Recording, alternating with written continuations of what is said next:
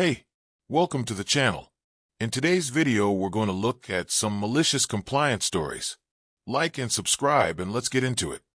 Supervisor told me sarcastically to call the fire department. I did. Worked in retail in between jobs way back, when early 90s. Yeah, I'm old, get off my lawn. It was December. Major department store that is no longer around. I know that doesn't narrow it down, sorry. Anyways, they tried to cram as much product on the floor as possible, to the point that you couldn't walk through the aisles and had to twist and turn to get past the fixtures set up with product. I casually mentioned to a supervisor that if the fire department ever came in, they would close us down for the hazards and lack of egress. She was highly stressed and blurted out to me, "You know what? Then call the fire department." I held my hands up and said easy. She assigned me my duties, and that was that. Well, she did tell me to call. On the way home, I stopped by a government building that had all sorts of agencies in it. Told the receptionist my plight, and she pointed to a phone on the wall. Tell the operator I want the fire department, and they would patch me through to the station's non-emergency line. The fire chief himself answered. I told him how crowded it was, and what the supervisor said. He had a good laugh, and said they'd check it out. I was off the next day, but heard about it when I got back. Fire chief and a station house full of firefighters show up to do an inspection. He tells the store manager that egress is being blocked, and he'd have to remove a lot of the fixtures in the aisles. Store manager says he has orders from corporate, fixtures stay. Fire chief assures him he will win the argument. Store manager stands his ground. Fire chief, "All right, boys, close them down." They evacuated the store, all 3 levels, and closed all entrances. In December, prime Christina's shopping season. Although it wasn't a weekend day, it was during the week, but still. Store manager tried to protest, and suddenly the sheriff's department starts showing up. Long story short, they were closed for 5.5 hours while the chief, store manager, and employees rearranged the store to acceptable levels. The supervisor never treated me differently, so I'm guessing she didn't remember the conversation. The store manager, surprisingly, did not get fired by corporate, but corporate was not happy. About a week later, I'm working with the store manager and supervisor when she asks why we can't do something a certain way. The store manager replied, "The fire department won't allow that." And that was it. I worked there a few more weeks before getting a job that almost got me killed in a workplace shooting. But that's a story for later. Take you to court? Okay. This was many years ago, so I apologize if some of the details are incorrect. 'Twas the year of our Lord 2006. My big sister had just started driving on her own. My parents did as most parents did at the time. They brought her the biggest pile of shit car that they could find. Relatively reliable, but it was mid-80s gold Geo Metro. It was a beater, rusty, dented and dinged, very ugly.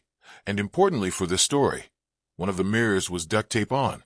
One afternoon in the fading light, she was driving to our local Pizza Hut to pick up her paycheck. On that fateful day, as the sun was going down, someone in a big black Suburban type of vehicle backed into her front driver's side pretty hard. So hard, in fact, that the car was completely totaled. But luckily my sister was fine. Both parties had insurance. They called the police to take an official report, and my parents started the hunt for a new car.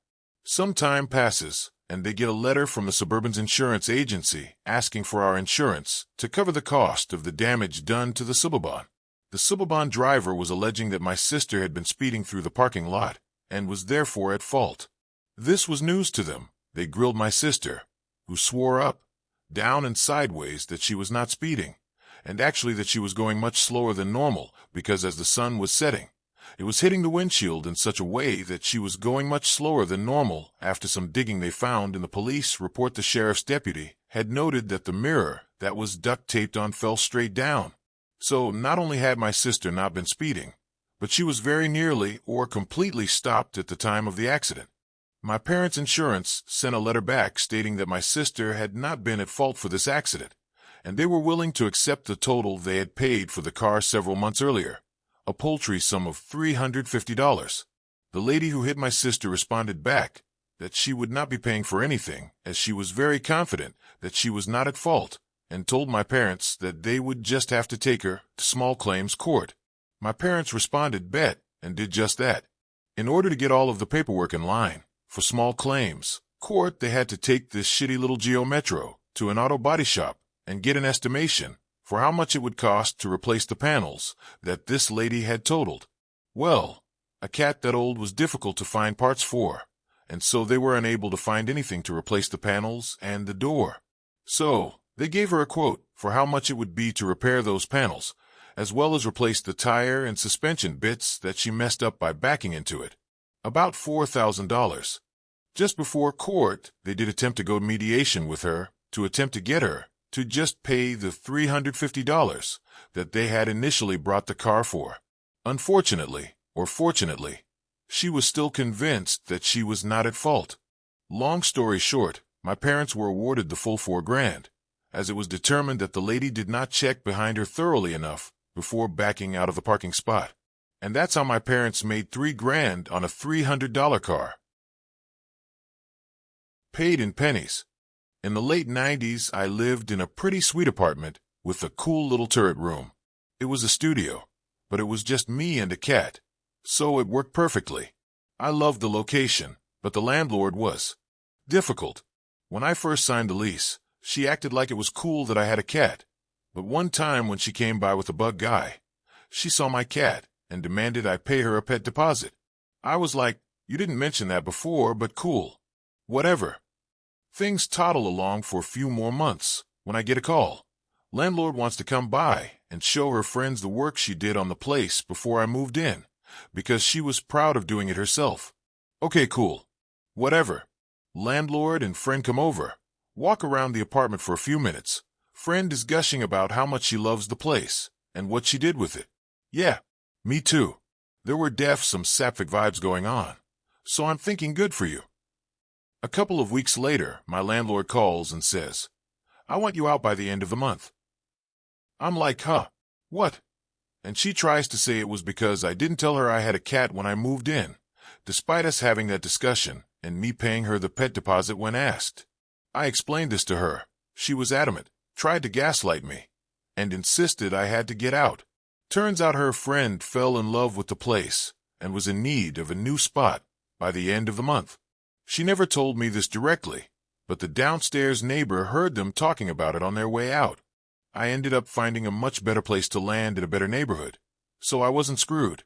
But I was still incredibly pissed over the whole thing, due to the fact that she was so shitty and dishonest about the whole thing. So I delayed paying her that last month's rent until move-out day, because fuck her. On that day, I decided to go down to the bank and crash in the rent amount, like $350. It was the 90s, for pennies. The bank gave me rolled coins, which I promptly opened into a couple of Kroger bags. I moved all my shit out the day before, so I just met her there for a walkthrough, and when she asked for rent, I handed her the bags full of pennies. She got red-hot pissed and screamed at me, said I was going to have to wait there while she counted it. First she tried to get me to count it and roll it, to which I replied, nah, bitch. I know how much is there. Call me if it's short.